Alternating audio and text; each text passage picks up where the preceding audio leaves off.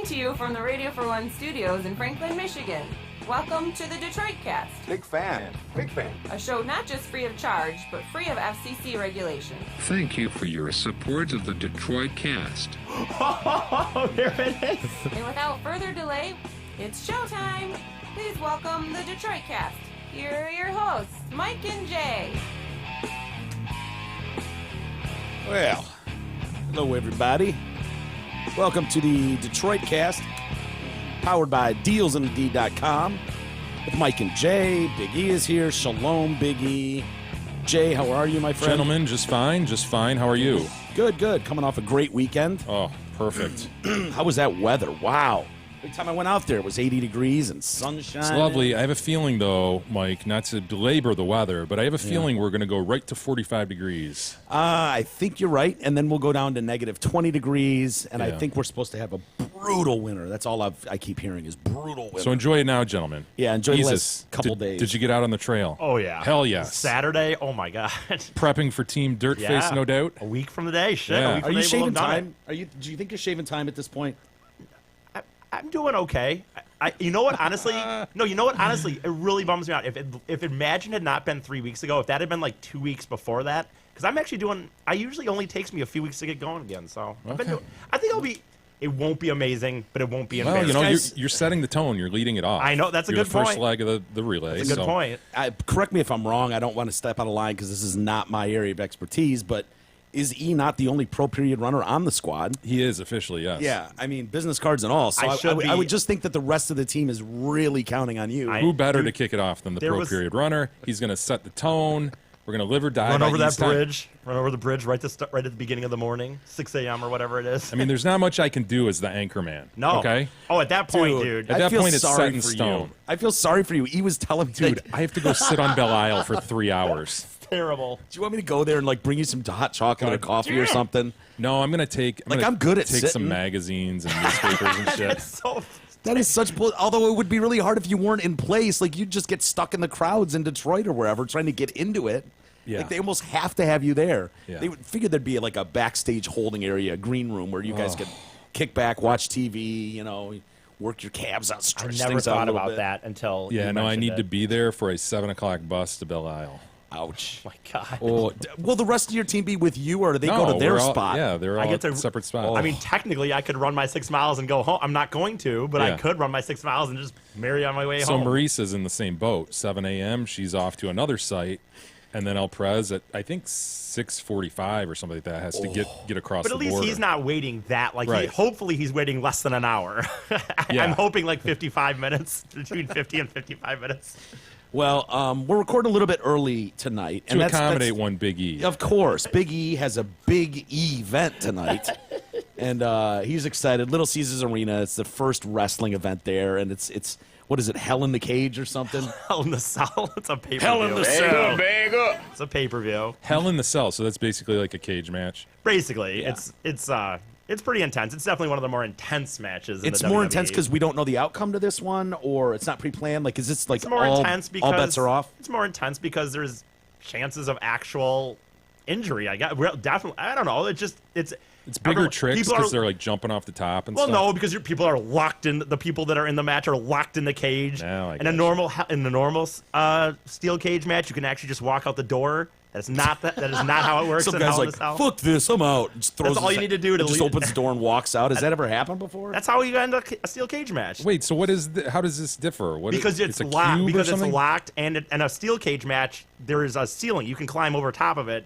So you're locked in there. So there's nowhere to go. So if they forget to unlock that at the end of the night, I mean, those guys could be stuck in there. Like if security leaves the building, they shut off the lights. It up. They lower it. They raise it up. But if they forget to unlock it, those guys could literally be stuck in there. You're right, Mike. Wow. that Shit's could getting happen. way too complicated That for could me. happen. It's going to be good. So any big names? I mean, The Rock obviously will be in there. He doesn't Hogan, wrestle. He doesn't really wrestle Hulkster anymore. going to be in there? Hulkster does not wrestle Hacksaw anymore. Jim Duggan. Yeah, No, Hack, none of those. definitely. He's Macho Man. oh yeah, Randy Savage. He'll be there, Oh right? yeah. No, those guys are not going to be in What's team is the Ultimate Warrior on? Because that's who I'm really like. he's When on he the gets that dead bird team. face painted on and gets that from the Hell in the Cell top rope or whatever it is, I can't wait for that. No, who are the big guys right now that are going to do Technically, the actual WWE championship or whatever, the SmackDown Championship is the biggest match, I guess. Which is, I don't know how to even pronounce someone whose name. Honestly, it's this Arab dude versus Japanese dude. I'll say that. Really good. I'm very bad at the names. It's Nakasami. Dude, I don't like him. I know he's really popular, but I don't like him. So that's technically the biggest match. The biggest match for me is going to be Shane McMahon, Vince McMahon's son, versus KO. Nepotism. Because he tends to go very extreme. The last time he did Hell in a Cell, he jumped off the cell. Hell yeah. And so this match is not only a Hell in a Cell, but falls count anywhere. So there's no excuse. Wait, what? It's falls No, count. don't. Yeah, that's it doesn't okay. matter. Yeah. So it makes it going more down a rabbit extreme. hole I'll just now. say that it makes it more extreme. Gotcha. It's going to be awesome. Are you allowed to beat the boss's kid? Last question I have. I mean, Yes. is there repercussions for beating the boss's kid? Boss's kid has taken a lot of beatdowns in his life. He's really Okay. He's like an extreme guy, so it'll be good. Hey, as we roar into Rocktober, Ram Power Days at Zott M59 Dodge Ram continue to blow away the competition. Due to unprecedented demand, Zott has extended the remarkable 169 lease on the new 17 Dodge Ram Bighorn Crew Cab 4x4. Yes, that's a mouthful, but a 169 lease keeps your pockets full. Folks, this is a loaded $45,000 Ram truck, and they have 175 to choose from only from dealsinthed.com. You must have been pretty excited. Congratulations to your Sparty over the weekend. Kind of a wacky game. Dude, that game had all the feeling to me, like the Of just whole one big play. There's by going to be Michigan. something crazy. I was just picturing like this, I don't know, like 9-yard slant across the middle, and the guy catches it, the defender slips, and he's just gone. Gone. That's what I figured was going to happen, but it didn't. When it got down to that, like 37 seconds left and a punt, like almost on the same distance as 2 years ago Right. when the block happened, it was just like, oh my God, this is just shaping up. And I right until the very, very end, I kept thinking, this game has just been too weird. The weather, the score. Yeah, it just Michigan didn't feel like State, it was going to end without someone else scoring, right? And it felt like one of those, to me anyways, it felt like one of those Wings games when it's like you just dominate a team and you can't get that second goal. It's 1-0. And then the Blues score, and Yeah. at the very end, it felt like Michigan State with 5 turnovers, pounding on the quarterback. That defense was playing out of their ass. Lewerke was hustling. It just felt like they couldn't break through that Michigan D, and it was like, this is going to come down to some weirdo play at the end of this game. Yeah, even It's the Hail gonna turn- Mary looked promising for a moment there. for a moment. And dude, when I can't remember which DB it was or linebacker got that retarded rough, slamming the guy out of bounds, 10 yards Chris out of bounds. Fry. I was just like, oh, Sparty fans are like, yep, there it is. Yeah. There's the one. Give him 15 free yards. Unreal. You just got to be going, dude, what are you thinking? Well, you got to know who you're dealing with. He's got the eye black just smeared down. He's got Yeah, the what beard. He's was a that? warrior, It man. wasn't even. It was a night game, Dude, that he's always like that. He's a little intense. Yeah. But when Plays on an edge, yeah. it was just like as guys who have watched a lot of bad football over the year, whether it's our early life with Michigan State or the Lions our entire life, those types of plays we've seen come back and Right. bite a team in the ass so many times. But they held on. Michigan was just bad enough. yeah. I actually didn't see it. I was at a marching band competition all night, but I did listen to a lot of it and read as Really? much as I could. So I didn't get to appreciate the monsoon weather. Oh, It was, I guess it was- dude. It was nuts But, when they showed that wasn't going to stop Michigan from throwing the ball. Huh? I knew, and having 3 straight What the interceptions fuck, on dude? drives. Honestly, isn't that the story of the game? Oh yeah. What the fuck, Harbaugh? Yeah, I don't know. I don't know if he thought he was going to catch State off guard because they would be expecting run. But Michigan seemed to at times be able to run the ball. And then it was like, you've got this quarterback, O'Korn, who is dying back there. This defense is in his ass every snap. What are you doing? He's just, I don't, none of it made sense to me, but Hey, man. yeah. It's the Harbaugh. him, Yeah. dude. If that Harbaugh. son of a The bitch, Harbaugh. if he is not the Harbaugh. Mr. like everyone, the savior and this and that, dude. If he is not on the hot seat, are you kidding? 0 for. Dude, do you see any indication he'll beat Penn State and Ohio State No, this year? no. Right? He has next Based on year. what that team is doing right now? His No, only, their offense is shit. Their offense every can't year do it's like, anything. oh, look at next year. Look at next year. That's what Yeah. everyone says. I don't know. Look, Did you I watch don't know the when post game with him too, by the way? You know what? I know didn't- you know him well because you Yes. watched him with the Niners. You know what you're going to get. That is just that's brutal, Okay, man. please tell me. Give me an example because I remember when they were like, "Hey, coming up directly after the game, Jim Harbaugh with a post game coming up at 11." And I was like, "Oh no, you can't just announce that. He hasn't won yet. He's great in a post game if he wins. If he loses, he's a total asshole. No, it's just one-word answers, like scoffing, like, what? No. And he's not an asshole in a good way. Like, there are coaches that get all fired up and they're like, God damn it, team didn't come to play today. Like, he's more just like, no. Well, try again this week. Dude, he seems like a total cocksucker even when he's happy. Yeah. You know, you hear him on Stoney and Jamie in the morning on Thursdays or whatever they do with him. Yeah. It's just like, dude, you can tell even those guys, seasoned veterans in sports radio, are walking on pins and needles a little bit with him, like trying not to piss him off. So they're like, shit, it's a long season. You know, you piss this guy off and it's not going to get shit from him all year. Well, I got people that really disagree with me on this because I didn't care. I was like, hey, just win. Like when he went to 3 championship games in a row with the Niners and a Super Bowl, it was like, yeah, whatever. But the reports out of Santa Clara at the time were that the problem was he was such a fucking prick behind the scenes. He'll wear out his welcome. Yes, that not just to like ownership and management, but to like secretaries. Now, I wasn't there, so I can't say, but that's what they were saying was like, and the Yorks, you know, and to me it was like, I don't give a shit, he's winning games. I don't care. I'd rather win games. But you think about it, it's like, dude, who's going around berating secretaries when you have a bad day or really. whatever? It's just, I don't know. And like I say, I wasn't there, but those were the reports. And so when you talk about wearing out a welcome, that's what ends up happening when when you're not killing it. It's like, fuck this guy. You don't buy yourself any sort of, sweet spot to keep it going. Right. You know? Anyway, congratulations to Sparty fans. I know they're really happy, and most people didn't give that much of a chance. So. It was much needed for after that 3-9 season. It's just, man, it was really unexpected, dude. Yeah. I would not have put a fucking dollar on that game. Yeah. In a million years, I thought they'd lose by 14 or something. And so I thought it was just a nice surprise. I thought Michigan at home, under the lights, would win too. I did. Honestly, that was my gut feeling. I don't know why. The times I've seen Sparty play this year, they haven't looked terribly impressive, even in wins. But Michigan hasn't either, and this is probably good for the whole Big Ten to have a prominent Michigan State squad. Having all these big teams playing well and good records. So not the end of the world. Michigan's not going anywhere terribly far You look this at that year team, anyways. it's like, come on, are you going to win anything, No, really? they're And not. you can't even point to, Wilton Spate. Well, Wilton Spate looked like shit, too. Total dog shit. He probably would have been benched in favor of O'Korn, honestly. Yeah, well, you called for that, I think, in week 2. Yeah. And it was like, dude, I wasn't ready to go there, but he hadn't done shit since. Hey, by the way, just real quick, back to Harbaugh. Did you read the story? I don't know if it just came out last week because it was Michigan State, but about his son and how people were Coming like, out he's such a, this is another reason why Jim Harbaugh is awesome because he wasn't mean to his gay son or something. But way to go, Harbaugh. I know, but here's the Wow. thing too, Berate your real gay stretch. son. and this is more. Wake me up in 1980 when that would have been a relevant thing. Yeah. Right, and here's the thing, that is even whatever to me. The more thing to me is about Harbaugh's son, because how it came about that he finally told his dad he was gay is during the night that President Trump got elected, and he was bawling his eyes out, and he said to his dad, and he's like, what? He's like, I'm gay. And he's like, I just don't know if I'm gonna be safe. It's like this. I'm not trying to get back into Trump. I'm not trying to get to the Trump thing, but it still boggles my mind that this narrative was out there that Trump was going to win and they were just going to be rounding up gays in the street. I know. Just wait, he's got 3 more years. Okay? It's just so ridiculous. Let him finish out destroying the NFL, and then we'll get on to the gays, and we'll try to destroy them as well. That's what I got. When Mexicans, I read that you're not off the story. list either. Oh, You're I not getting know. off that easy. Don't Wall's sit on going your up. laurels. Yeah, before we start just harpooning people over it. I mean, that's the plan, right? We're all in agreement. Speaking of the president and Colin Kaepernick gave an interview. Whoa. Off camera. Great. Nice move, Colin.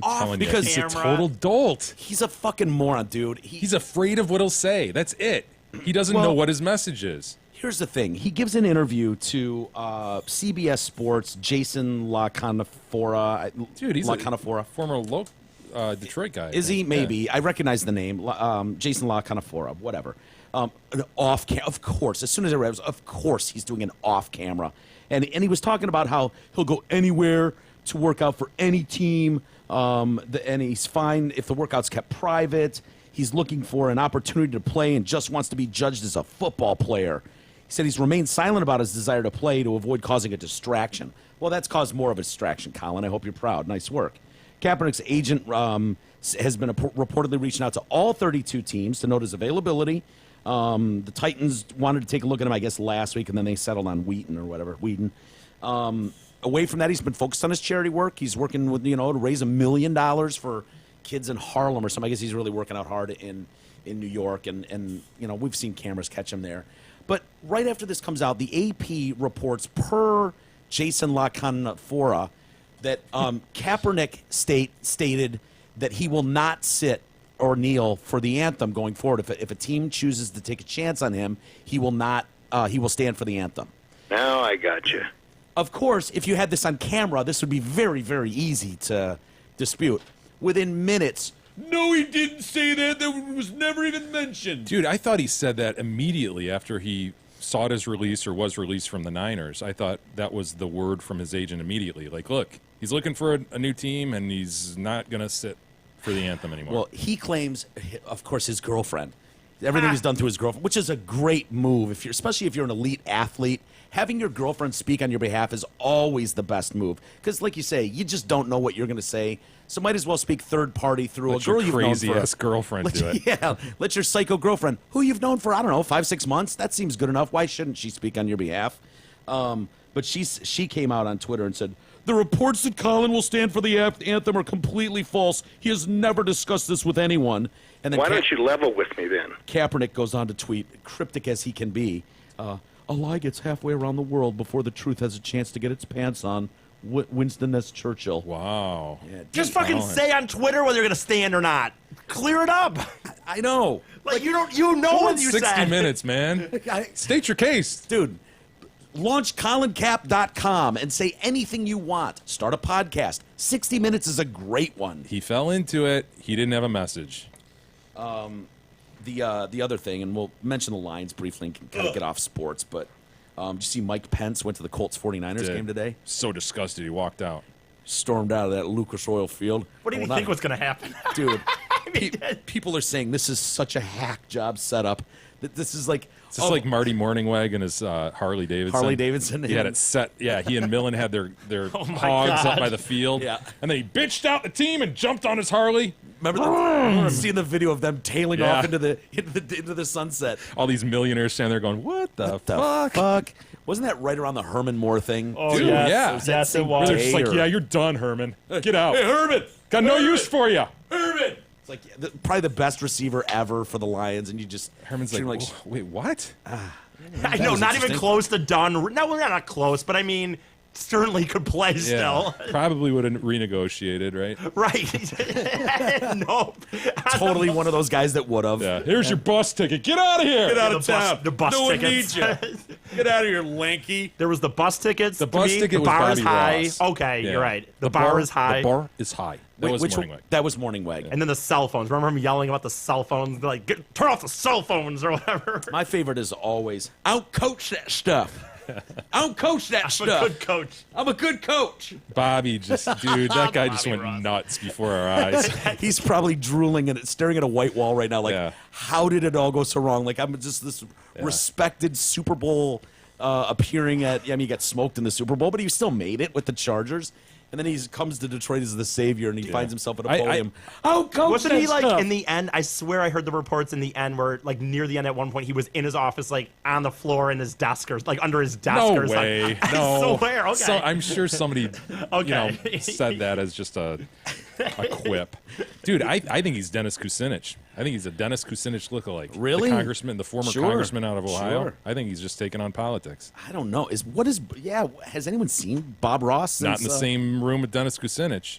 He's definitely not the Bob Ross that does the paintings. He doesn't wear a wig, does he? Because that would be The big Mr. Microphone fro wig. Oh, the white guy with the fro. That Happy paints- Little Trees. Happy Little Trees. God, I love that guy.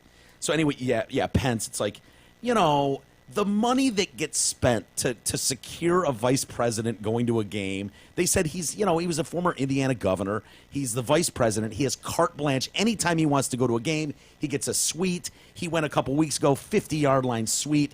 And for him to go on Peyton Manning Day in the ring when it's like, of all teams, you're playing the 49ers where they've had at least one player every game since 2016 preseason take a knee in support of Colin Kaepernick. There was no way there wasn't going to be knees taken in that game.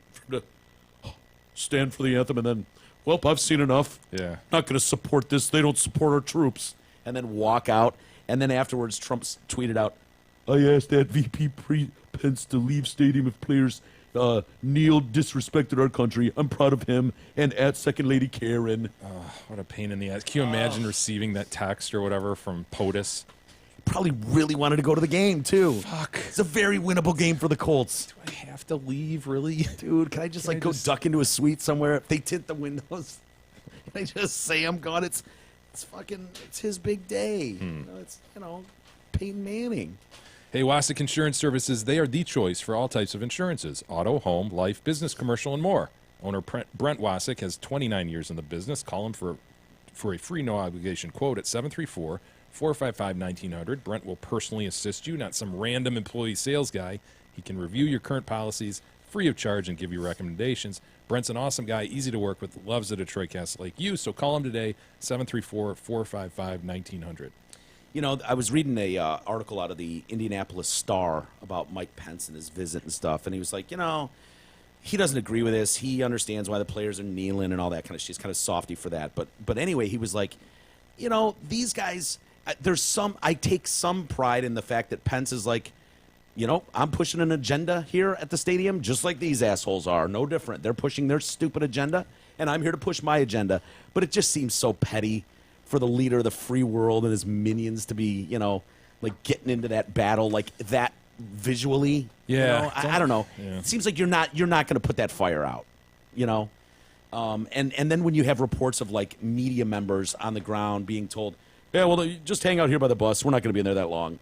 Like that tells you they fully expected to walk in, do the anthem, and then walk out the door. I mean, that was the plan. And so the media is not symbolic on their side, too. Yeah, exactly. Did you watch any of the Lions game today, Jay? I caught a few plays here and there. I saw him go down by 17 or so, and I kind of took off. done. Yeah. They did what the Lions typically do, which is make a great comeback at the end with a couple touchdown passes to that tight end Fells. I'm telling you, dude, he looks like the best tight end on that team. He's a great blocker. Ebron can't catch a cold out there. I saw him drop one in the end zone, right? Dropped a few. Yeah. Was getting booed without mercy by the crowd all People day. are done with him, huh? Yeah, they've had it. First round pick and Top 10 pick, right? He was like Yeah. a 7 or 8. Yeah. totally out of North Carolina. And his big The thing. knock on him coming out of North Carolina? What? Bad hands. Seriously? Yeah. He was always known as a great run blocker. Great athlete. They're Yeah. like, this guy's a great athlete, but dude, he drops some easy balls. Yeah. It's kind of the. So was he? It's He thought okay, it was a we'll learn project? him here. Was he a Yeah. project? Hey, once he gets into the Lions' way, We can learn him some hands. You either have bricks or you don't have bricks, sir. Yeah, that's like Ziggy Ansah. Like, well, he's a project, but man, the potential. The potential Yeah. is so through the roof. And you see bursts of it with both of them, but you don't see that steady like, just I'm a football player motor, just go all the time, which is kind of disturbing. But yeah, the Lions. I'm coming to the realization that the Lions are one of those good teams. Like, they're good enough because if they win, it's like, yeah, we won. But are they really? Are they really? Because What does that mean? Well- They're good enough if they win. Yeah, they won. well, because it's easy to just go. Because if they would have won this game, if they would have pulled that out in the last seconds and gotten a stop on 3rd and Oh, 9, right. You forgive Oh. everything that happened before. Yes, and you just and- go, well, they're winning ugly, but it's a win. Yeah, they won that's 8 like last games. week, Minnesota. Yes. And Atlanta, but this, getting down and then teams relax and get into a prevent D. Don't let anything behind you, but we'll let you toss over the middle all day. But it's like, you're seeing receivers not get open, and it makes the offensive line look bad, and they can't really rush that well. Defense has kept them in games, but are we really seeing a good team? Because I want them to be a good team. I think they're on the right track. Yeah, I think they're pretty good, but don't, Yeah. don't overreact to them. I think they're probably a first-round exit, Yeah. right? They'll make the playoffs and lose at Dallas or some shit. I want to be a first-round exit. I know you don't want to be, but just enjoy it for what it is. They're pretty good. Pretty interesting to watch. I know, but dude, I feel like we're on the cusp. Like this team's gonna go one of two ways. It's gonna tank, or it's gonna continue to build, and next year it'll be like, yeah, for real though. Not we're always next year's team, but for real, there's some shit to grow on. And then I read studies like, for the first time ever, the NFL is not the favorite sport in the in America. And it's like, oh man, no, baseball takes over. nice. What? That's Hell not yeah. that's not possible, right? Awesome. Is that possible that baseball is the most popular sport now in America over football? Boy. I don't believe it. I don't believe it. Well, think about it. Other than the time it takes, it doesn't have it's not getting softened down by the rules of the NFL. It's not like the NBA or the NFL where you feel like a lot of these players are taking There's not even a knees. single American in baseball But there's anymore. not people like taking knees. There's not like a kind of the, they tend There to are be some kind of. baseball lovers out there, Mike. I mean, I know, but God, I guess I believe it.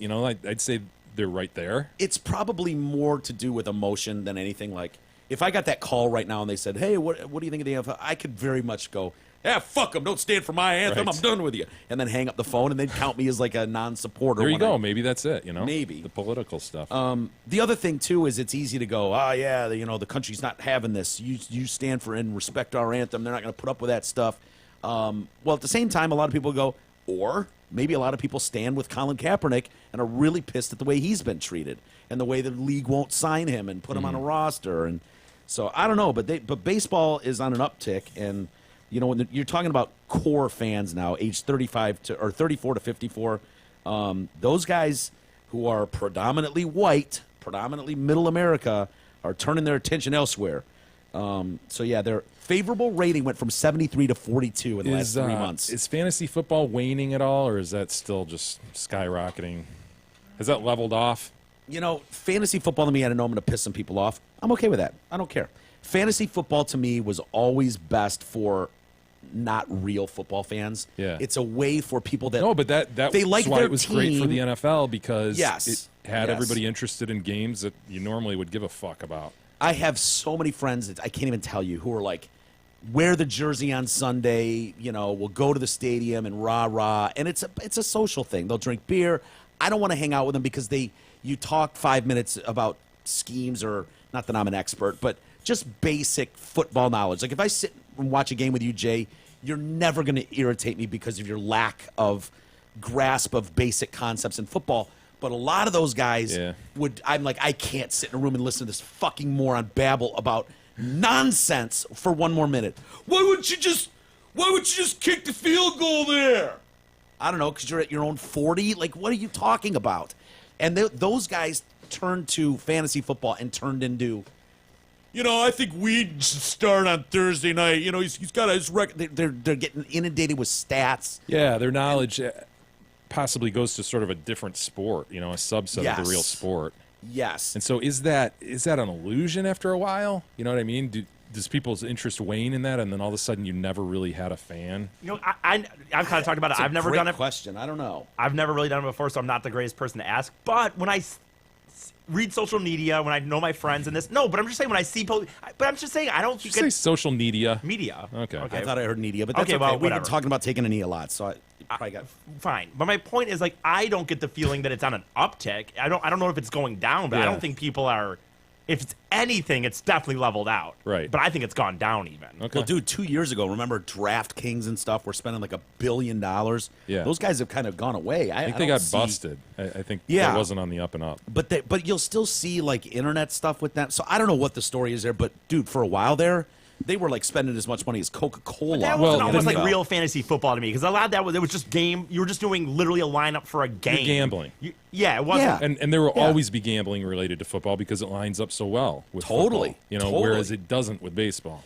Yeah. Because anybody can fucking have a day Well, on any day of the season for baseball. like to me, I took it personally, and I did it for 5 years probably. And I would usually team up with Drew, where it was like, let's just split a team. I'll fill out the roster.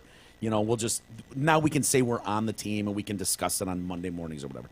And we did that for a few years, and I found myself dreading it. Everyone's like, no, I should play this guy, but I don't want to play him because he's going against the Lions, and I don't want to root for him to have a good. Fuck him. I passionately rooting for this team. Too emotional for fantasy Way football. too emotional. So I couldn't play guys that were going against the 49ers or the Lions, because I didn't want to root against them. But other people didn't have a problem with that. And so for those people that are just kind of fans from afar, maybe it's great. They're into the game and they learn more for sure. But anyway, The baseball took them over, huh? yeah, I guess. I think it's more of an emotional thing, though. And it's playoff time, too. Was this thing just done right now? I think it was August, September, like July, August, September. It was the last couple months, 2 or 3 months. But Football's got a lot going against it. It's got the politics. It's got Goodell being a dipshit with his discipline, pissing a lot of people off. Yep. He just seems to willy-nilly be throwing darts at a board. which one's the latest one? Are you talking about Well, Ezekiel? Ezekiel, Yeah. you know. Them having no evidence of the domestic violence charge, and their internal investigators saying there was no evidence, but they're trying to, recover from the Ray Rice incident and look like they really care about women. And who was the other guy, too, that wore the face black? He's going to have some serious CTE. Fuck, who Well, was there's he? the other thing, too, the CTE. I mean, people are Yeah. just shaking their head at and the rule changes and because the of the slowness CT, of the rule game. changes, right? See, the slowness doesn't bother me as much as the lack of consistency. That's where I get off the bus, where it's like, dude, you can't. We've watched you make those calls for years and years and years. You can't flip it now. I mean, every time you go to your expert in the booth, it's 50-50 whether or not he's going to get the call right based on what the field says. Dean Blandano, former head of officiating out of New York. Those guys are right half the time. They're wrong half the time. I mean, it's just ridiculous. Hey, you have an annual physical to make sure you're healthy. What do you do to make sure you remain financially fit? Mark Leibovitz at LPL Financial specializes in thoughtful and unbiased investment guidance designed to keep your finances in shape. Call today and tell him you are a friend of the show for a no-cost, no-obligation consultation. Call 248-626-2000 and ask for Mark. Securities and advisory services offered through LPL Financial, a registered investment advisor. Member FINRA SIPC. I don't know what it takes, man, for one of those, like anthems in the stadiums to take off. When it's like all of a sudden it's dun-dun-dun-dun-dun, hey, dun-dun-dun-dun, and it seems like It takes a catchy little hook like that, right? yeah, but it's like one stadium does it maybe for a season, and then all of a sudden it's just like now you're hearing the White Stripes, or whatever in every stadium, and it was kind of cool. I don't know if you saw what the Florida Gators did. I did not. Like a lot of teams do this at the end of the third quarter. They're coming back, It's like that's when the whole crowd's going to, hold their hands up for the fourth quarter. Now it's time to get down to business. And so they're all picking some like anthem for the start of the fourth. And Gainesville, Florida, where our hometown boy, Tom Petty, lost him last week, so why not honor him, right? Yeah, and so I guess in Florida, and I don't know why, but this just kind of sounds like a racist tune. I don't know why I say that, but when you look at the area, and then it's like, I guess between the third and the fourth, they always play the song, We Are the Boys from Old Florida. I'm like, it just sounds like an old Confederate flag song for some reason. Good old doesn't it? boys. Yeah, the good old boys from good old Florida. So anyway, they played that, and the fans sway in unison. You've seen them do that, where they all sway in the stadium. After that, they were like, all right, we lost a hometown boy in Tom Petty, and so they kicked into Won't Back Down, which seemed fitting. We're the Gators. We're not going to back down. This is Gainesville. And the crowd got into it, man. It was kind of cool. This clip's going around now. Go ahead. Sorry.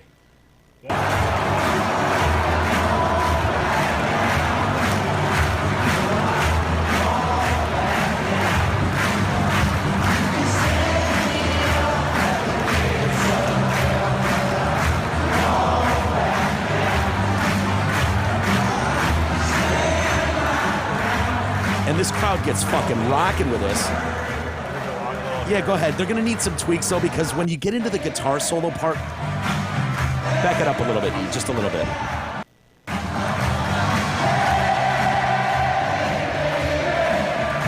That's badass.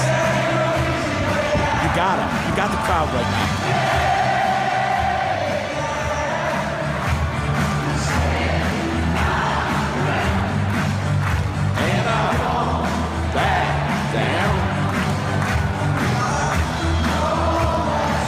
I watched too. It just went into that the guitar solo, the slide guitar solo. People sing the slide guitar. No, it's everyone's kind of like.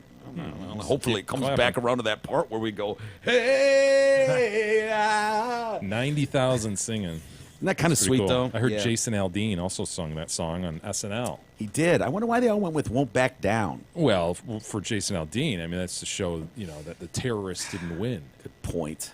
Free Fallin'. I would think a lot of people would do Free Fallin'. What are the other ones worthy of him? I personally would do "You're So Bad." You're so bad. That doesn't Dude, that's have. my favorite Petty song. It's a ever. great Petty song. Is that on Full Moon Fever? Best or thing I ever had in a world gone bad. Yeah, it's on Full Moon Fever. It's a great. That's one of my favorite albums. Oh yeah, Moon Fever. for sure. Mary Jane's Last Dance. Last Dance with Mary Jane.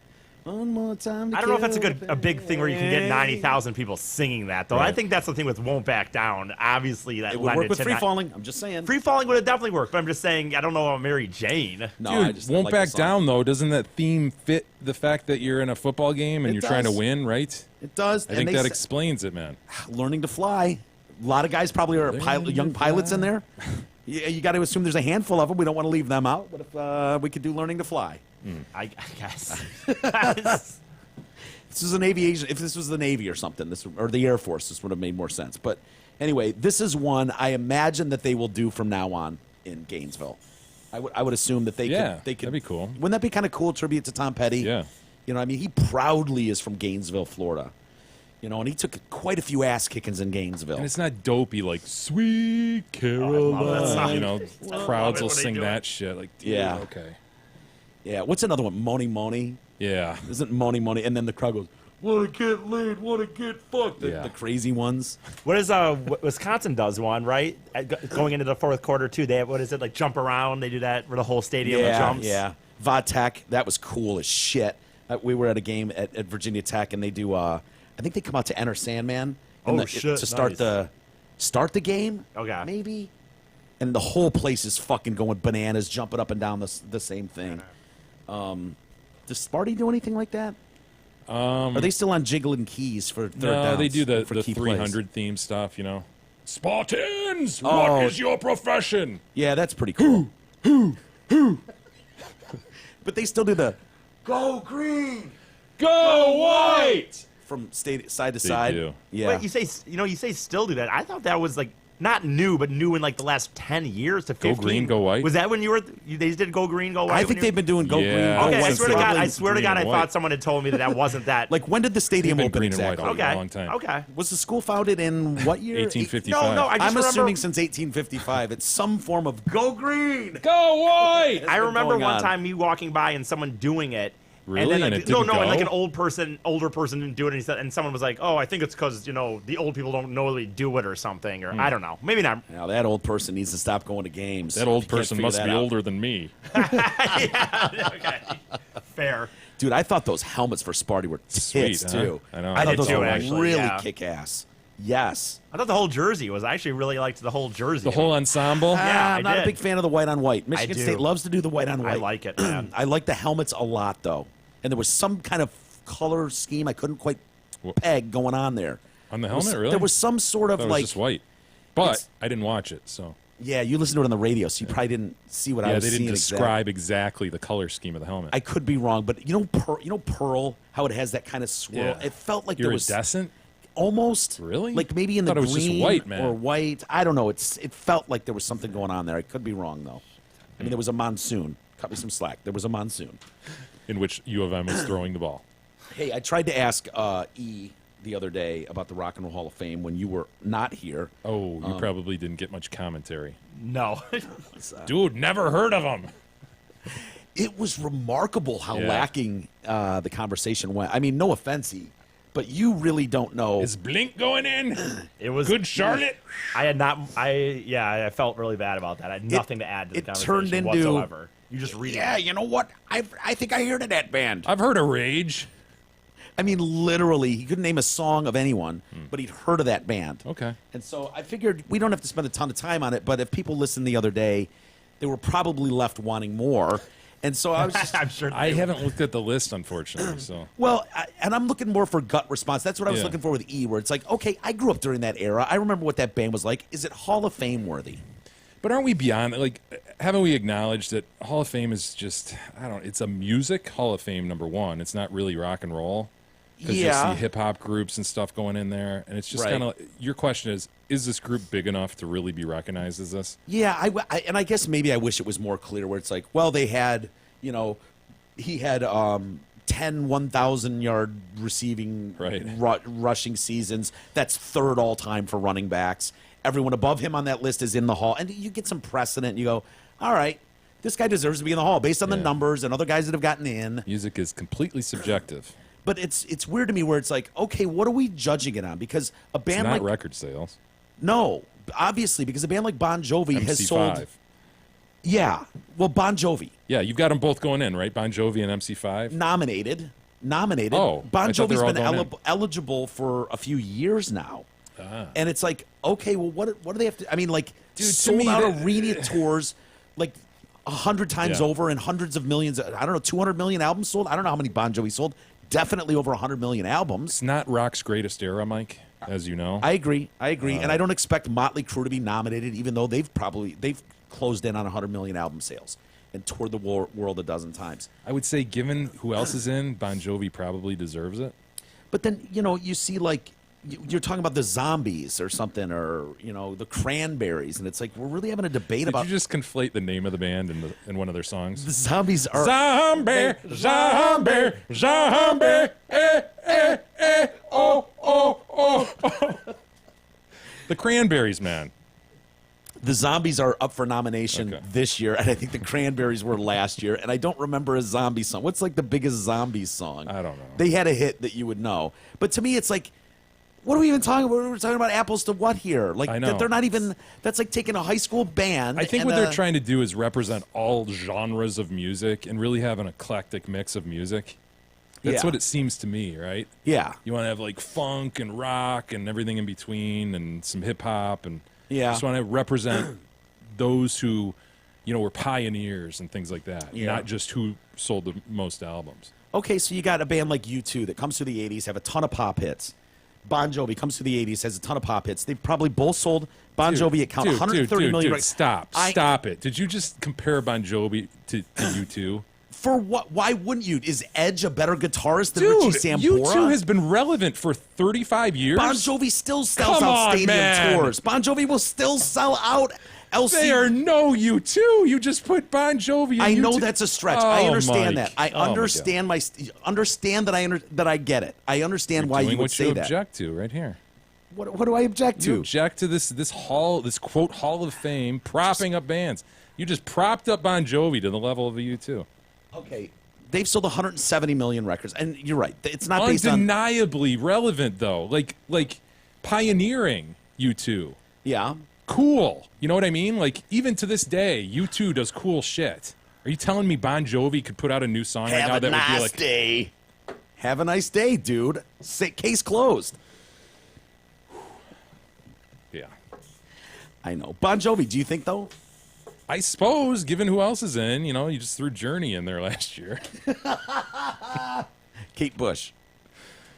I don't know. Exactly. The Cars. Yeah. I do. I All think the right. Cars are in. Really? Yeah, the Cars were cool.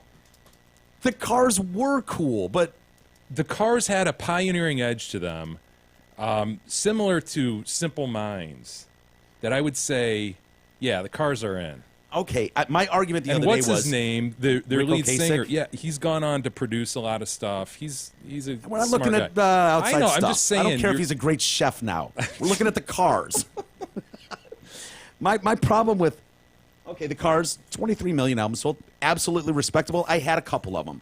My problem is their biggest hit single wasn't Best even... friend's girlfriend. Their biggest hit wasn't even sung by Rick Ocasek. So Drive. Who's Gonna drive you home tonight?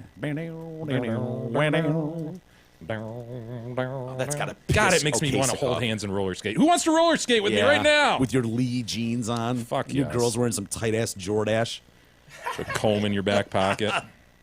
Okay, the Cars you'd put in Depeche Mode. Yes. Always hated Depeche Mode. So I'm biased. I'm not totally partial to them either, but they were big, man. They've left their mark. Dire Straits.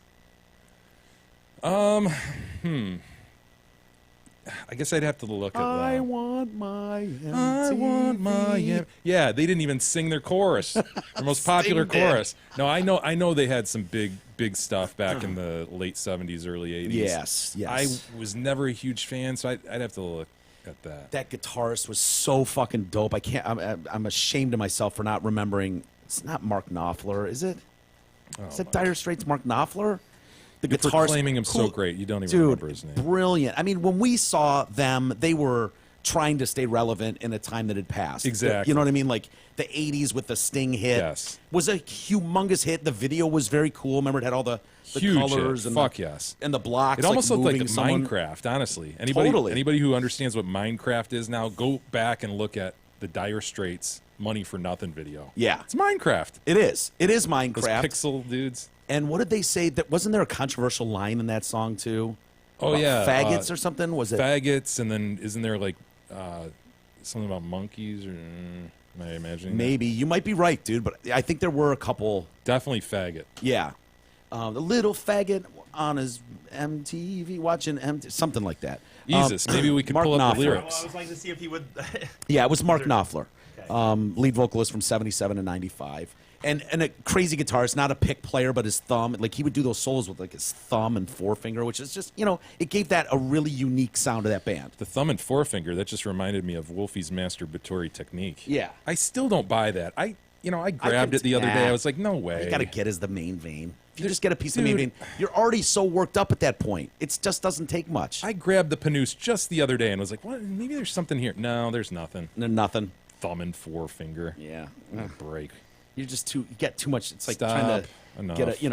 get a 2 foot wide pipe and try to put a thumb and forefinger and make it 10. It just doesn't Speaking of work. sausage, we should mention that October is Show Us Your Sausage Month. It Now, is. we mean Kowalski quality meats, of course. Oh, okay. Okay, Sit so back down then. Kowalski products. It can be your Kowalski sausages, olive loaf, other Kowalski meats. Send us via social media a picture of your Kowalski quality meats, and we'll put you in a drawing for 6 months of membership area for free. It's Very easy. good. Easy. I have some fresh packages upstairs. Can I enter? No, you're not allowed. All right, couple more bands I want to run through, Jay. This has Sure. been so much more enlightening than it was the other day. I'm just you won't believe it. Listen, am I right, E? Yeah, I know Yeah, even you have to agree with that. exactly. Did you find the lyrics in there? Did they is say this like the kind- faggots or something? Definitely say faggot. This Something is- about the Little faggot. monkey on his yeah, dude. Definitely they say monkey, but I don't know if that was some like side reference to race. All right. Wow, E, these are. See the little Queenie got the earring and the makeup on. That Yeah. little Queenie got his own jet airplane. He's got a helicopter. He's a millionaire. Yeah, see the little faggot. Yeah. So he's obviously making fun of. But that was kind of 1985. You were probably allowed to make fun of homos in videos. I think you were, Yeah. for sure. I think it was like encouraged almost. I think they showed us it was. Yeah. And it was okay. The Eurythmics. Did they have the staying power? Because they were revolutionary as well. Dave and Annie there. Annie Lennox and Dude, Dave Stewart. I just don't know if they had the lasting power. See, that was my hang up, You know what I mean? And by that, I don't mean that you can't look back at what they've done and enjoy it today. But I don't think they had that many albums. I felt like they were together for a shorter period than most of these bands. It's funny how much more I've learned about Dave. Like, Dave Stewart to me was just the goofy guy with the beard and the sunglasses playing the guitar in the background. He's gone on to be a huge producer, right? Yes, and some of the books that we've read keep calling back to how Yeah. brilliant Dave Stewart is. The Tom Petty book with Warren Zanes that he wrote talks a lot about how important he was. Dave Stewart was with. Influential. Well, he like picked out the song and like rewrote it. They called him, and specifically when Petty and Stevie Nicks and everyone else couldn't figure this out, they called Dave Stewart in to do it. And Was he helped. referencing the Iovine documentary as well? Yes, Probably was, he was right? exactly. So there's been a lot of references to how great. Because I would have just thought he was a background, just hanging on to Annie Lennox's coattails all these Playing a years. synthesizer in the background. Playing guitar, just rocking out in the background. It's like, no, you idiot. Yeah, I'd have to look at them too to see what their body of work was. Sweet dreams are Yeah, I know made that's the of big. I mean, these. that's like saying Dire Straits is money for nothing. You know, That's that was blasphemous. their big hit when we were kids. I'll I'd give like you to that. see a rundown of the Eurythmics hits because I know that you're probably right. There was like an 83 to 89 couple albums, maybe one or But, dude, two hits, but the it problem wasn't is my they thing. were they were a little bit before us. People who like Bowie probably liked what they rolled into. Yeah. You know what I mean?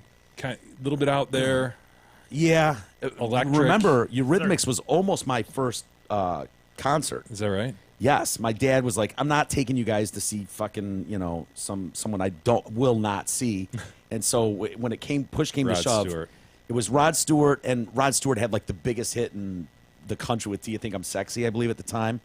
and the Do you Eurythmics. think I'm sexy? If you want my body. Yeah. Was Yeah. Carmine on the drums at that point? Carmine Probably, Appice? yeah, For yeah. Sure, he helped him. He co-wrote that Yeah, song. exactly. It was that tour. Sweet. And that's when I first heard my dad swear when he Yep. called that lady a bitch when she was trying to drag us up the hill. On the Pine Knob. On the Pine Knob hill. lawn. Nice, went all out, Pine Knob lawn, and brought our own food. You could bring buckets of chicken, and we brought buckets of Kentucky Fried Chicken in. We're minding our own business when drunk bitch, and I call her that because that's how my dad identified her. Drunk bitch behind us.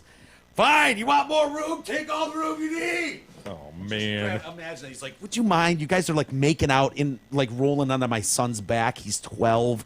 Would you mind, please, just back? Boyfriend's boner is in my son's back. Oh, look who doesn't have enough room. He wants more room. Well, excuse me. You'll never forget it, will you? Never. And watching my dad like wrestle our blanket and then calling her a bitch. And I was just like, oh, you bitch. being such a bitch. And it was just like, oh. I picture Marty McFly's dad when Yeah. he finally stands up to Biff. Yeah. That's a great analogy, probably, of what that probably looked like. Sorry, Bob. No offense. I know you got some toughness in you, but I feel like George McFly came out. I just didn't want, like, I think of, like, there would be nothing but, like, if I'm at a concert with you and Deuced or something and we get into it with someone, it's like, whatever. But, like, you and your 12-year-old and his 12-year-old buddy, and it's like, you're going to comment, like, did you just call my lady a bitch? And it's like, now you're into man. a scuffle with a drunk pair of teens and horrifying. Horrifying. I wanted to just leave at that point, but Should have gone to the Eurythmics. it wouldn't have happened at the Eurythmics show, I'm sure. So here comes the greatest rain hits. again. Yeah. Sweet dreams. comes the rain again. No, see, On my head like a memory. sweet dreams are made of these. Love is a stranger. Yeah, okay. See, I'd have to hear a lot of these too. So Touch was a big album. Sweet Dreams was a big album. The others, I just don't know enough of those. I think It's like Cyndi Lauper. I think with a you know? band like that, they look at the influence of these two artists afterward too. I think they get credit for that. Yeah. Lastly, really quick, Jay Giles Band I Seems hate more- to say it because I I know a know. lot of people around here. filmed a couple recorded a Yeah. couple albums here. Showtime was recorded at Pine Knob. I don't believe. think they get in. I don't either. Judas Priest, been on the ballot a while. I don't think they get in. You could argue they're extremely influential, especially in the metal scene. Gay lead singer back then. LL Cool J, no. MC5, Probably when you talk about influential. they've been on the ballot, I believe, for a while as well. The Meters, never even heard of the Meters, so I'm going to say no. But Meeting? I said a meal. the Moody Blues, I don't know. I'd have to look at them. Radiohead. Oh, fuck yes. Yeah, You were going to say for that. sure. I've never been a fan of Radiohead, but I will give you Radiohead Yeah, should be in it the should Rock and Roll Hall of absolutely be in. Fame. Rage. Politically influential as shit. They were, Yeah. dude.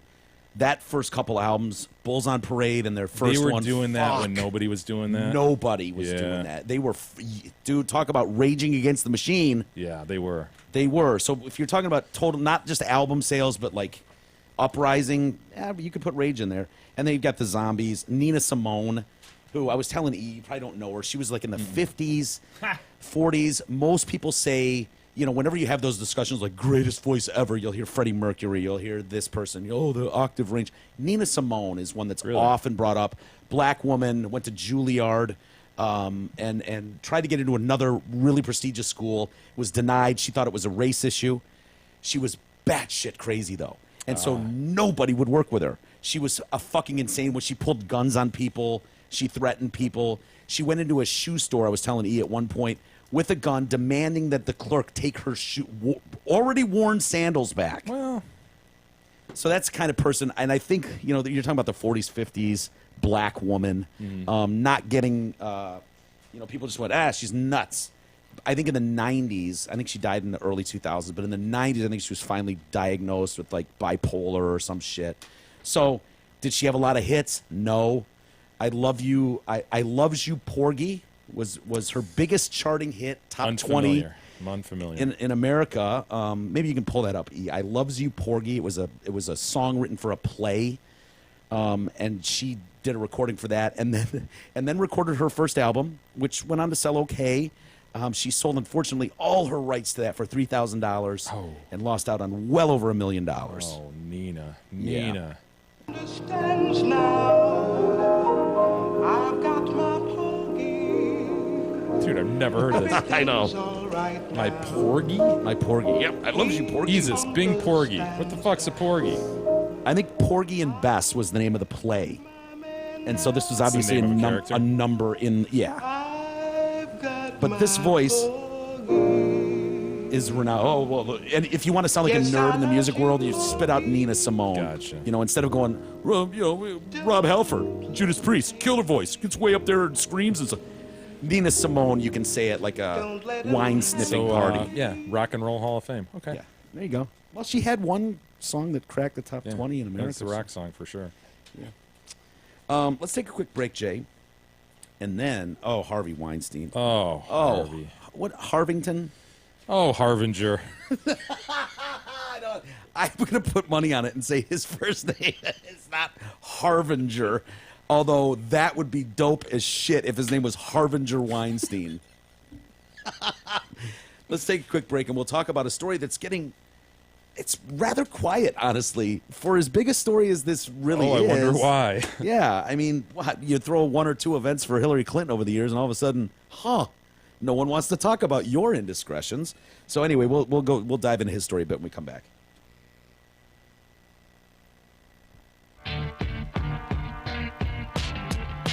The Detroit Cast continues after this short break.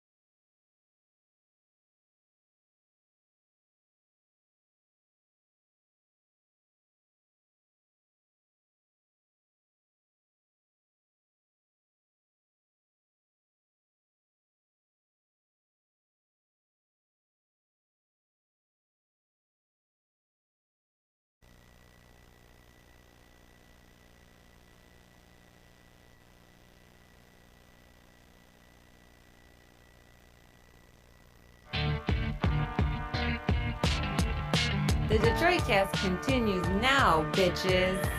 Here's Mike and Jay. All right, welcome back to the Detroit Cast, powered as always by dealsinthed.com with Mike and Jay. Can I get you guys' names? Mike and Jay, that's Big E over there. Mentioned Harvinger Weinstein before the break there. Harvey Weinstein. People know who Harvey Weinstein is, right? I think so. For the most part, I mean, just a big, huge mogul Hollywood exec. Huge. Humgoris. And literally Humgoris. He's a big dude, chain smoker, started Miramax with his brother. He's just what you think of when you're talking about someone that really has a tremendous amount of power. Uber Democrat liberal. I mean, he's paying for campaigns and throwing lavish parties to earn money for Hillary's campaign and all that kind of stuff. He's one of those dudes. Anyway, for it sounds like decades, he's been sexually harassing the shit out of young starlets all over Hollywood. And pretty cliche, huh? Yeah, the it whole sort of casting is. couch deal. Yeah, but when you look at Harvey Weinstein, it's like, ugh. Well, that's how it always is, right? Yeah. It's never some 10 that's like, come over here and sit on this. It's going to be Roger Ailes. Yeah. It's going to be Harvinger Weinstein. Bill O'Reilly. Pull up a picture of Harvey Weinstein. Yeah, I got it there. So he invited. This goes back about 20 years. He invited Ashley Judd to the Peninsula, a very nice hotel in Beverly Hills. There he is. There's that son of a bitch. Old Harv. For what the young actress expected to be a business breakfast meeting. All right, sounds good. We've all been to a breakfast meeting. Instead, he had her sent up to his room where he appeared in a bathrobe. Boy, that seems just shameless. I don't know how these guys do this shit. Dude, I'm like, so what? You laugh it off, you have a breakfast and you go about your day, you get your business done. And then I thought more about it, and I was like, when it was being discussed about what was going on at 105.1, the guy that was here from Boston or whatever that was overseeing the whole thing, he wasn't going to be here long enough to warrant a house, so they just put him up at the Townsend. And so he basically moved into the Townsend. And so any meeting... Not a bad place to move into? Yeah, you think? So you private jet in, and then you hold up at the Townsend in Birmingham. And I had many meetings there, 3 or 4 of them, where it's like, yeah, come up, I wanted to talk to you, blah blah blah. And I'd go. And many or 3 or 4? Is 3 or 4 not many? Because that seems like a lot in a summer, in one summer. I'd say 3 or 4. You wouldn't say many? No. A few. Few meetings. Okay, I think we're getting into the Were weeds. they meetings or meals? Because it sounds like they were both. In my case, there were no meals. They were just Meeting? I said a meal. It was just strictly a meetings. And I'd sit there, and the thought now, if I would have, like, knocked on the door, and some guy in a bathrobe In a answered, thigh-high terry cloth. like, dude, I don't know what I would have you'd be done. taken aback. But I wouldn't have liked that, especially if he was gross. You know, even if he wasn't gross, I wouldn't be for it. But especially if he was really gross. So, anyways, that's how she finds him. He asked if he could give her a massage, so he's at least generous. I'm so glad no one asked me if I wanted a massage. And then also, would you mind watching me shower? Ashley Judd. How do I get out of this room as fast as possible without alienating Harvey Weinstein? Has she written a poem about this yet? I don't know that she has. Oh, did she? She was the nasty woman. Well, she didn't write that poem. That's True. right. She only acted it out. Stole the A poem. Subway worker, right? Subway was chick. I believe it was or Dunkin' Donuts. I think. Yeah, Well, either yeah. way, It was like a one of fast those food two, restaurant though. worker. Yeah. Stupid. Anyway, so she's wondering, how do I get out of here without alienating him? She Dude, remembers- how shitty is that? It's terrible. You know? When you think about it, it's terrible, especially if you're trying to get into the business. And in 2014, he invited Emily Nestor, who had worked just one day as a temp employee, to the same hotel and made another offer. If she accepted his advances sexually, he would boost her career. The following year, once again at the Peninsula, a female assistant said Mr. Weinstein badgered her into giving him a massage while he was naked, leaving her crying and distraught.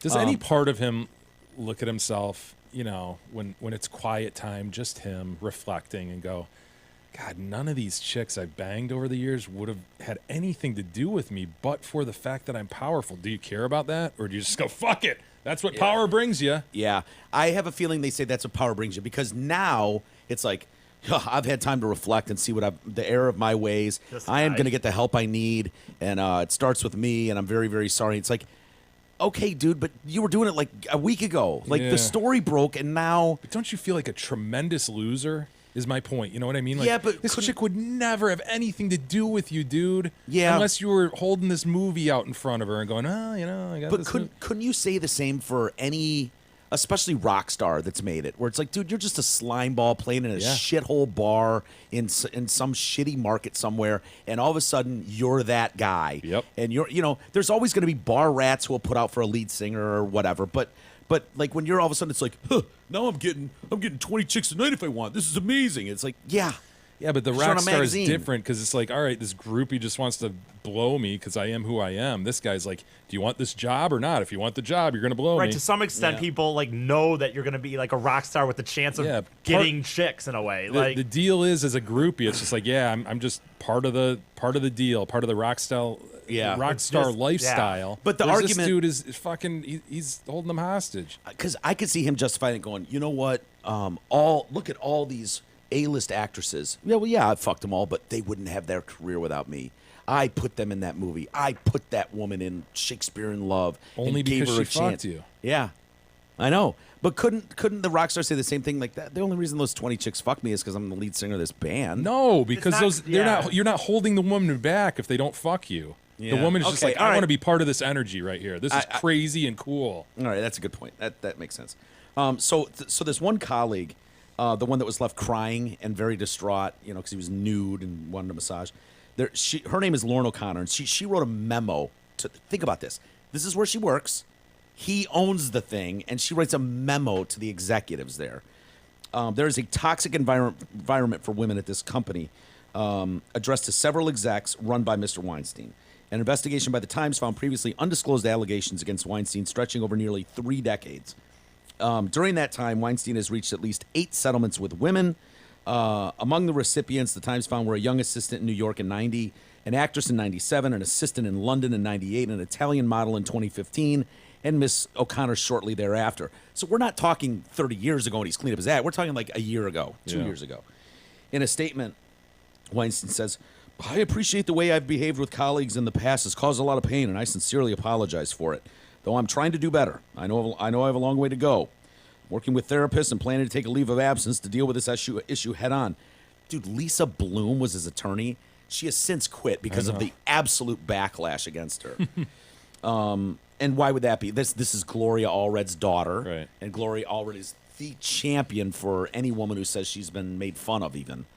She'll go to court for him. But Lisa Bloom, up until recently, was saying he denies many of the accusations are patently false. Ms. Bloom, who has been advising him over the last year on gender and power dynamics, called him, he's an old dinosaur, learning new ways, Jay.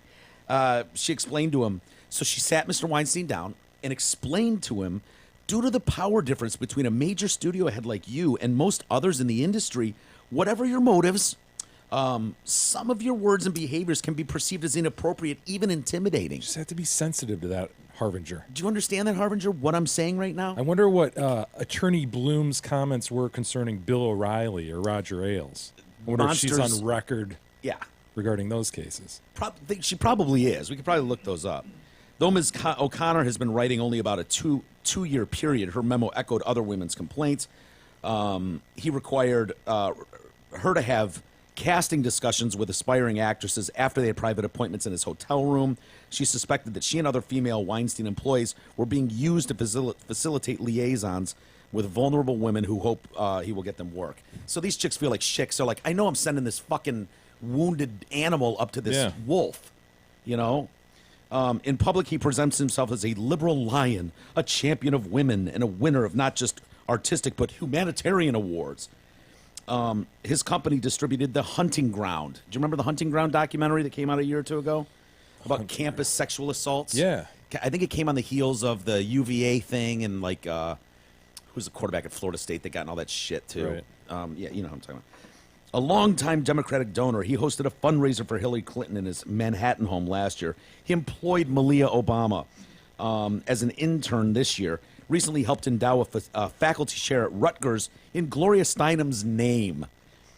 During the Sundance Film Festival in January, when Park City, Utah held its version of nationwide women's marches, Mr. Weinstein joined the parade. What a man. From the outside, it seemed golden. But behind the scenes, it was a mess, and this was the biggest mess of all. Dozens of his former and current employees said they knew him inappropriate conduct. Only a handful said they ever confronted him on him. What I'm reading right now is the New York Times article that came out late Thursday. And he's since promised to sue the New York Times, right? He said that at first, but then why are you saying, like, I need to get help? I'm sorry. Backing down a little bit. Yeah.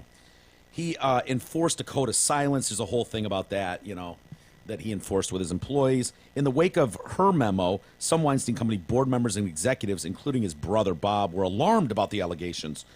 In the end, though, board members were assured there was no need to investigate. After reaching a settlement with Ms. O'Connor, she withdrew her complaint. So her memo came out in 2015, a couple of years ago, and they were like, "Oh, this is startling news." He's like, "Yeah, it's all good. I wrote her a check. She's good. She dropped everything." And they're like, "Whew. Oh, cool. That sounded crazy." Must have been no merit to that. Nobody settles a claim, a meritorious claim. So this chick now is saying, like, I signed this confidentiality. I won't speak out again. Say shit. And she's saying she won't go on the record, but she says she did say at one point she'd been fearful and remains fearful of speaking out, but remaining silent is causing me great distress. I can imagine it would. It's a horrible position to be in. Women have been talking about Harvey amongst ourselves for a long time, Miss Judd said. Well, why was Miss Judd so quick to come out against President Trump and his grab him by the pussy comment, but she sat on this for decades? Yeah, it's a good question. It's a very good question. I don't, because he's on their team. It's simple as that. That's the answer.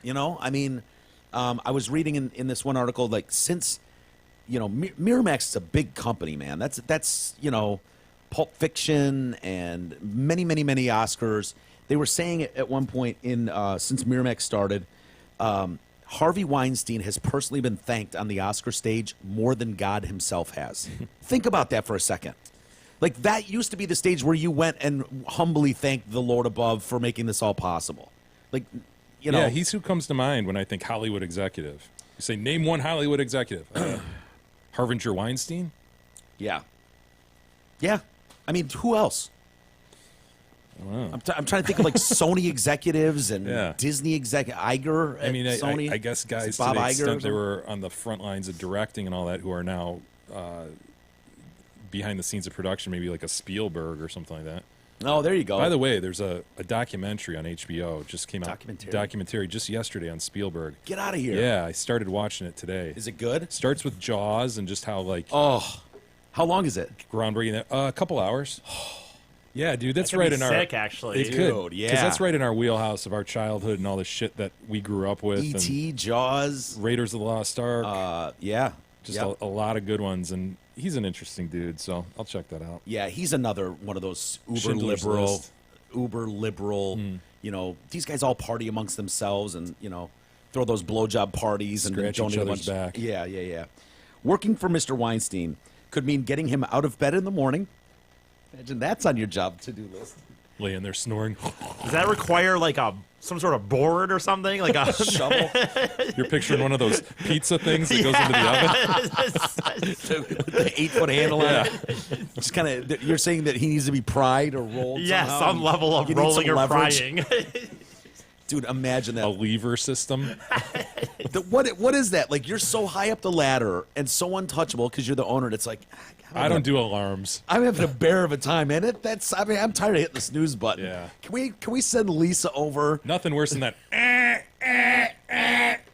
Just have her come over, and she'll roll me out of bed. There you go. And Whisper in his ear. then you close your day with turn down duty at his house. E, you're not familiar with turn down duty, are you? I'm not. Isn't that where someone's like gets into a made bed and then you turn down the bed for them? It's absurd. And then tuck them in like a baby. like he gets No, you don't get tucked in. The turn down is where they turn down your bedding. Yes. Yes, and then you get in it. I guarantee They don't. They're being tucked. Okay, He's maybe being he is, but turn down service is not tucking you in. You guys ever been to a Okay, nice okay, hotel where they're like, "Would you like turn down service?" Yes. And they turn it down and put a little mint on it. And that is shit. You're like, sometimes get you the get fuck out of you here. get the towel rolled like a rose. Get the fuck out of Or a here. goose. You get the gooseneck towel. I like turn down my duty bedding. because I had the problem. Think about that. That is absurd. You like turn down bedding? Here's why. Because I'm like, was it Seinfeld or Costanza? Oh, one the of- tight and the loose? Where they Yeah. would tuck the fucking sides all the way in, and it's like, you can't get a leg out. And so if they turn it, I've never asked for turn down duty. I'm joking. But it's kind of nice. I think you're mixing up tucking in and turn down. Right? This is what. I think like your parents tuck you in. I don't know anyone else than your parents that tuck you in. Yeah. Turn down service refers to the practice of staff entering guest rooms and turning down the bed linen of the bed in the Keep room. reading. This is Preparing your the bed sentence. for use. In the United States, an item of confectionery, such as a chocolate or a mint, sometimes left on top of a pillow. It's absurd, man. Some have much more elaborate turn down stories or Such services. as bedtime stories for children and cocktails served to couples. Wait, what is the deal with the mint? I just. Yeah, I mean, So you don't when are breathe your disgusting turd breath all over your girl's neck. So you do. nice breath mint. Okay, If so you're you're too about to lazy get to it brush your on in the teeth. bed, and you're gonna take this little mint. You tell me you've never done a white trash teeth brushing, E? I certainly have, but Okay, so the reason I say he was being tucked back in after the turn down, Yeah. they say He was being tucked back in after the turn down. you would have the job of getting him out of bed in the morning and doing turn down duty late at night, preparing him for sleep.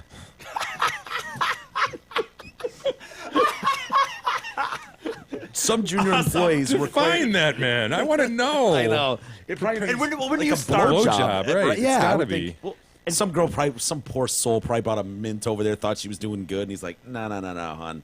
I mean, you can put the mint in your mouth and then blow me. Yeah. And you know, I always think like when you get to a level of rich, obviously, where you can like, when's the first time he's finally like, yep, I've made it. You know what? I'm gonna get this, and then like from now on, this is how I go to bed. Like Good you know, to be the king. Certainly is. 8 women described varying behavior by Mr. Weinstein, appearing nearly or fully naked in front of them, requiring them to be present while he bathed, or Like- repeatedly asking for a massage or inciting one himself. The women typically in their early or middle 20s. That's weird. wow, Why why would not they? 50? Yeah, it seems weird that they would be in their early. Postmenopausal. Yeah, maybe a paunch from a kid or two or Yeah. something. You know, just letting things go. Anyway, hoping to get they were in their early to mid 20s, hoping to get a toehold into the industry. Huh. Seems weird. And of course, he would be like, "Yeah, I could switch that in a second, make you a star." One former employee prodded her. Mr. Weinstein prodded her for massages in '91. He said it was he had a way of making anyone who objected feel like an outliner. It was so manipulative. So he'd be like, "Yeah, you're the only one that won't do it," and they'd feel bad. And since there were no witnesses, these chicks were like, "Yeah, what are we gonna do?" That is seriously diabolical, man. Yeah. That you don't look at yourself after 10 years of doing that and go, dude, what am I doing? I'm forcing it. They don't want anything to do with me. Yeah. Making them blow me to get know. jobs. What am I doing? How did we get here? Right. You probably feel like you've earned it on some level. Like your ass is kissed on such a level.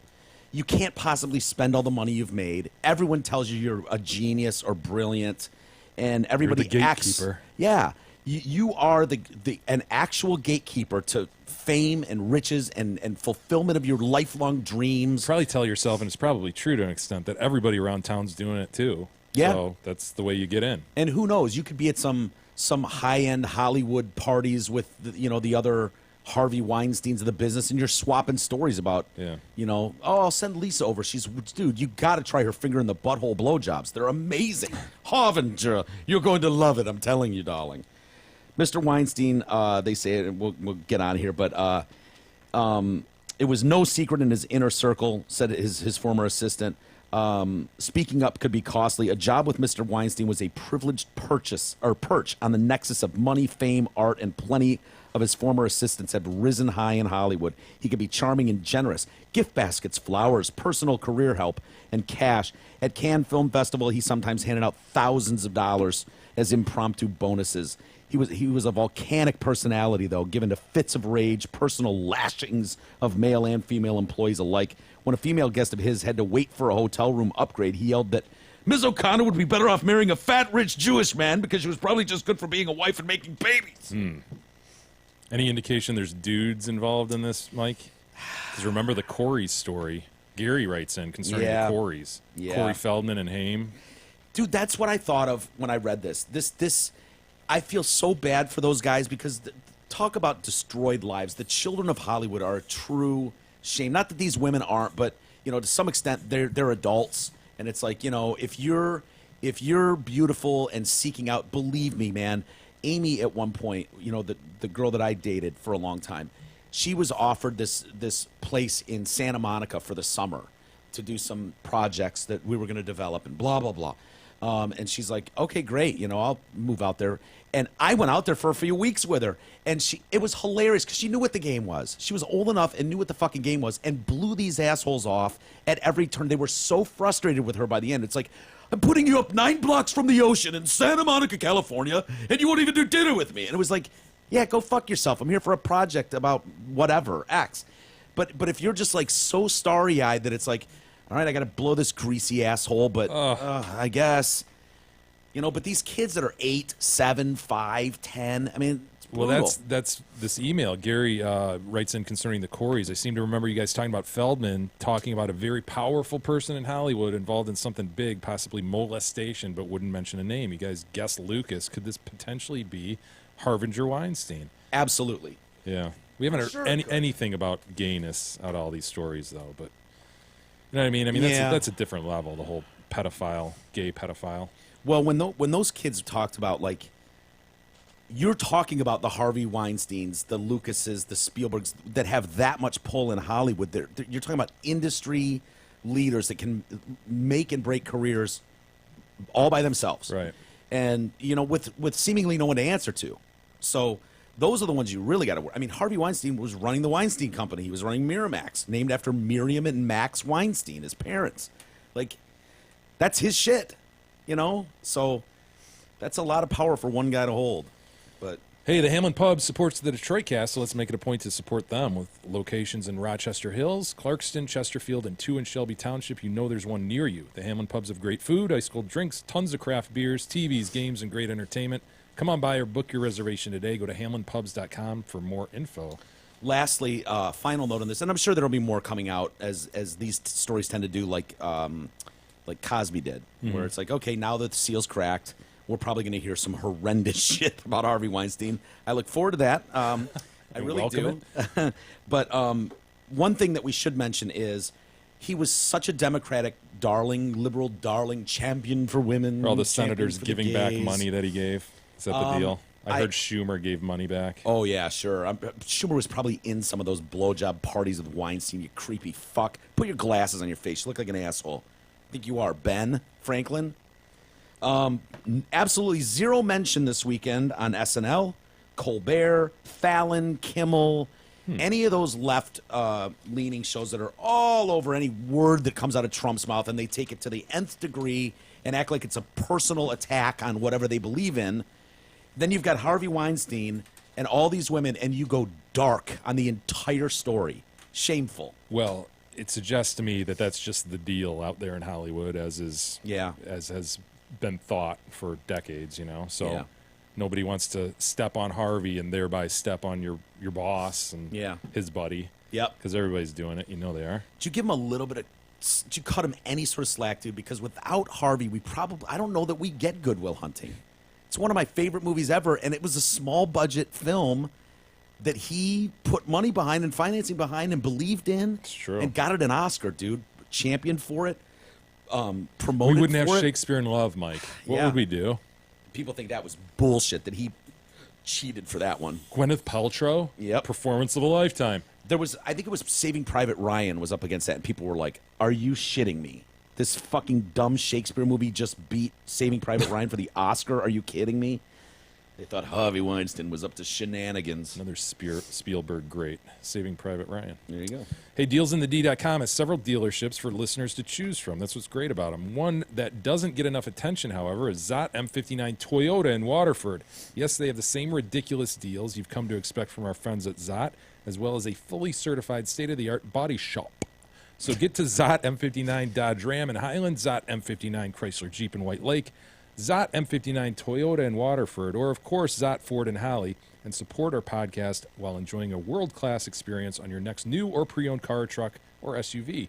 Only from DealsInTheD.com. Do you still feel a special loyalty to our boy Kabara and Zot, Ford and Holly.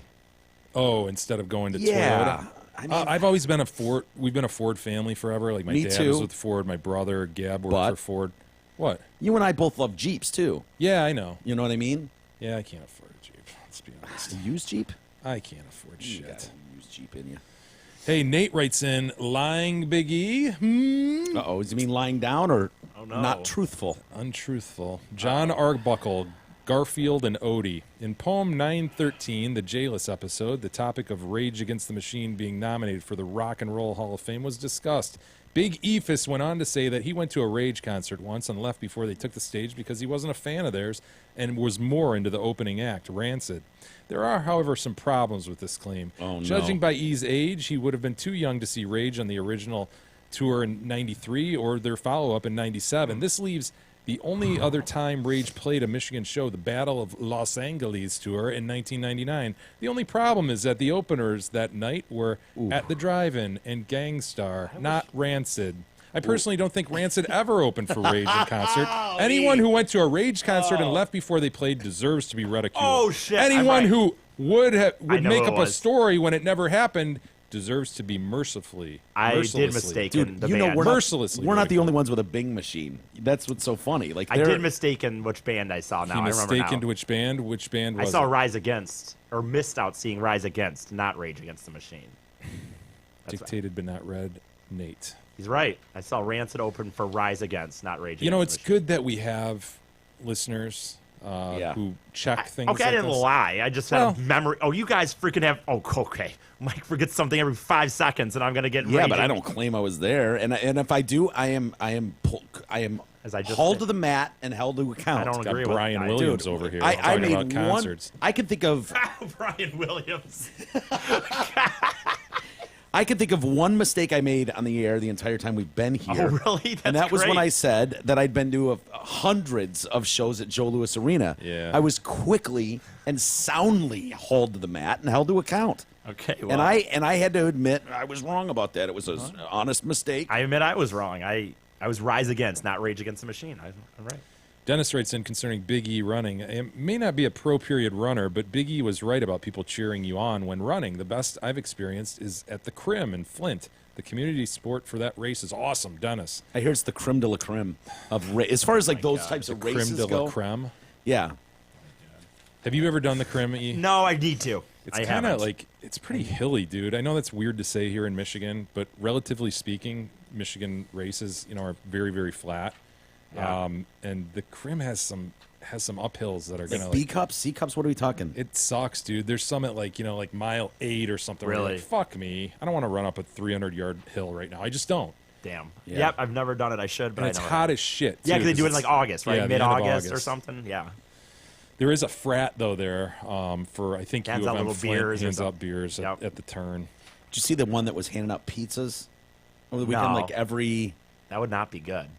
there was something. Someone sent it, of course. Into me, Yeah, like, I've seen here's these a things. You're marathon supposed to you like can chow go a to. donut every mile and Like stuff. every mile of a Slam beer. marathon. It's- yeah. Yeah, you eat a piece of pizza and they're all No, standing out there thank with you. pizza slices, and then you run your next mile. And, No, thank you. all right. Rob writes in concerning high school football players. Gentlemen, I was a high school football player, and I absolutely wore bicep bands, Hell yeah. all Under Armour matching gear, and eye black as an offensive tackle. Looking back, That's I can hilarious. fully admit I looked like a douche, but back then I looked like the shit in my Yeah. eyes.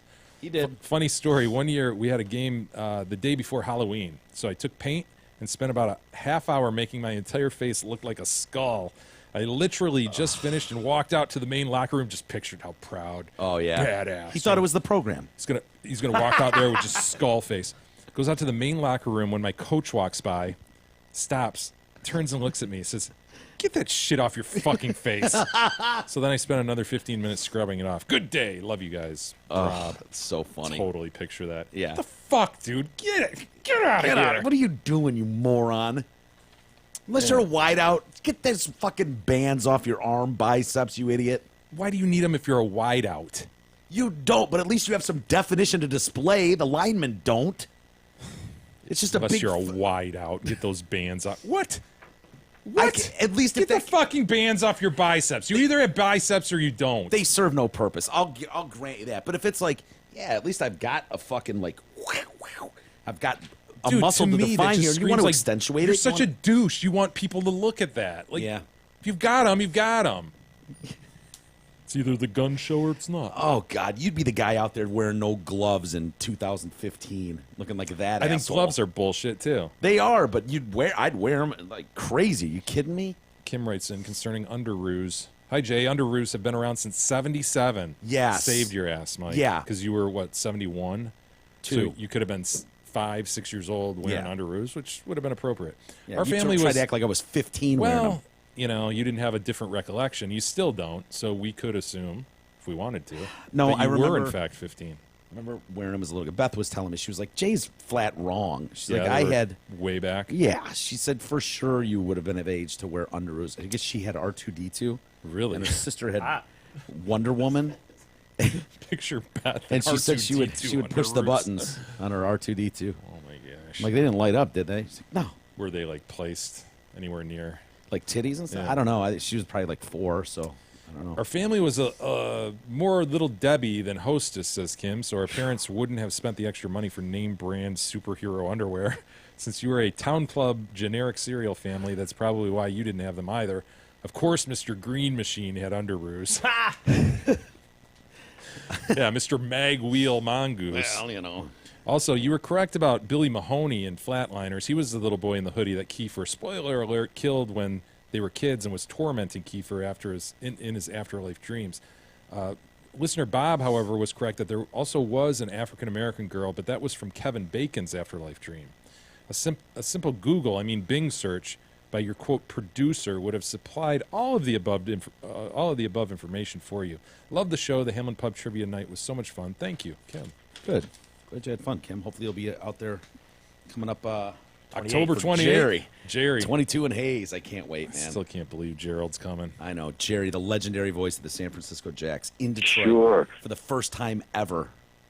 It's going to be awesome. Docking is the insertion of one man's gland into the foreskin of another's. That guy. That guy. That guy's going to be there. That's really astounding.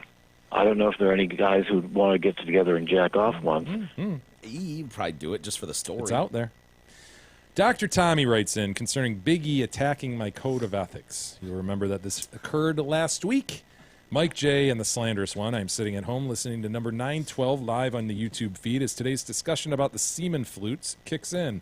I was excited to hear Jay read my medical advice to Big E. However, out of nowhere, Big E attacks my medical ethics. What the fuck, Big E? What an incredibly insulting comment. I spent 4 years in college, 4 years in med school, what will be 5 years in surgical training, and another 2 years in surgical research, and in pursuit of a master's degree in biostatistics, and an additional year of hepatopatology training before I even get to truly start my career. That's 12 years of postgraduate training in the medical field, and Big E thinks I would willy-nilly lie about medical advice? Jesus, Ephus.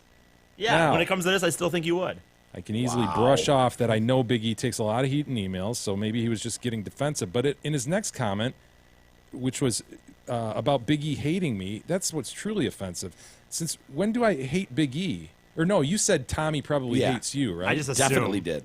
I just assumed. Well, since when do I hate Big E, says Dr. Tommy. Attaches a picture from April of 2015 where I dragged 3 of my friends 30 minutes out of Detroit to go see Big E do stand-up comedy and support that fucker. I even bought him a beer, and I also offered to buy him chicken nuggets. While he's in school, probably. On the wall of my living room is a photo of TDC signed by J, Mike, and E, and I didn't even cover Big E's face.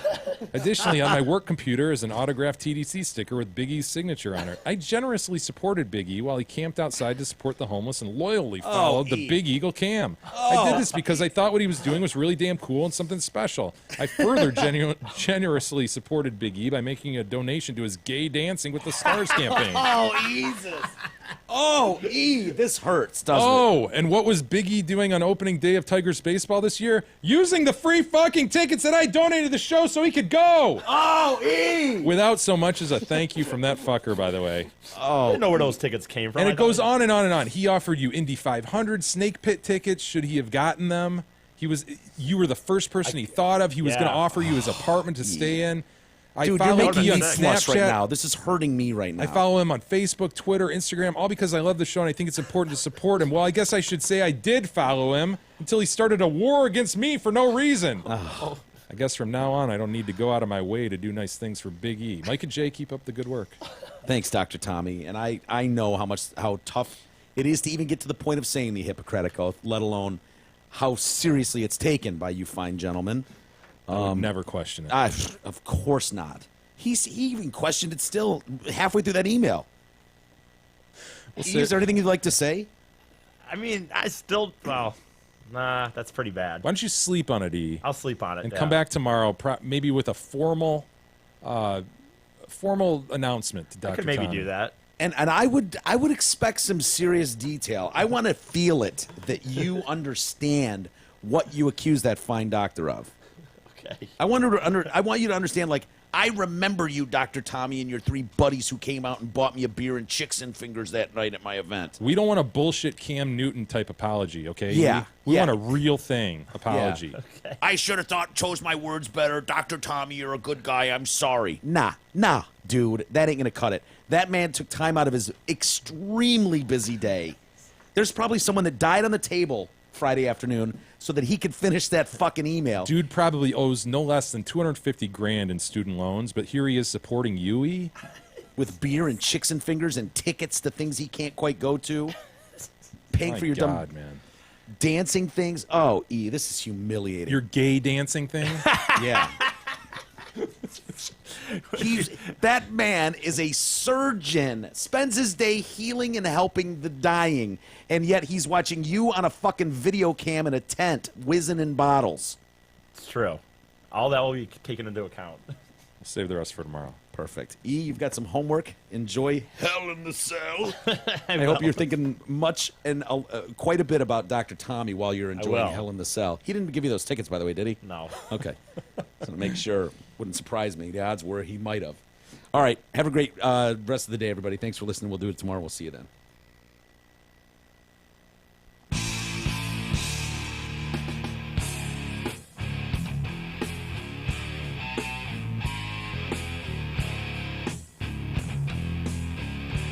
You've been listening to the Detroit Cast with your hosts, Mike and Jay.